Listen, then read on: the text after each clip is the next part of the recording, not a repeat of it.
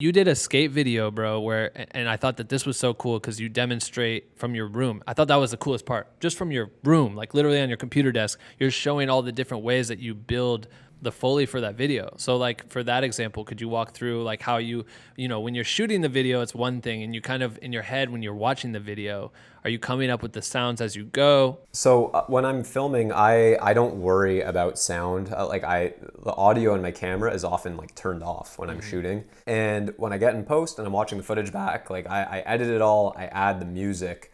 The music is like the very first thing. Like before I even start editing, like I need to I put like a couple shots in the timeline, like 1 or 2 shots, and I just start putting songs underneath it, and I go through a whole bunch, and I'm like, no, yep, there it is, that's the song.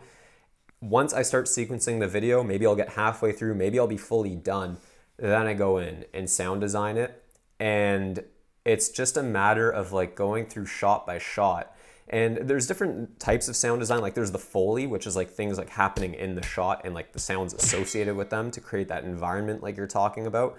Then there's also like the things that can enhance like camera movements, like whooshes and stuff like that. But the Foley, it's just like going in, watching the shot, seeing what's happening in the shot, and just building like all these layers underneath.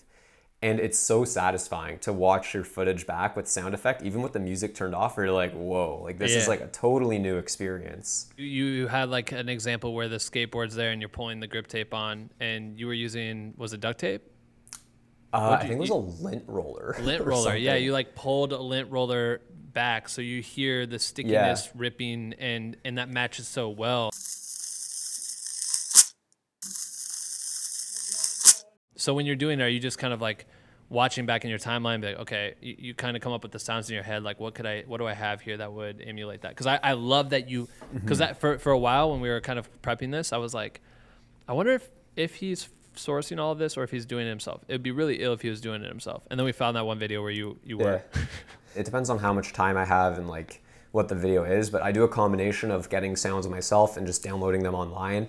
Back when I made that video, there wasn't a lot online to find. Right. But now there's like 17 companies that do sound effects. So I have a few different subscriptions and stuff. Epidemic Sound is a great one. And just downloading sound effects, like you can find anything online now. So if you have access to that, why not use it?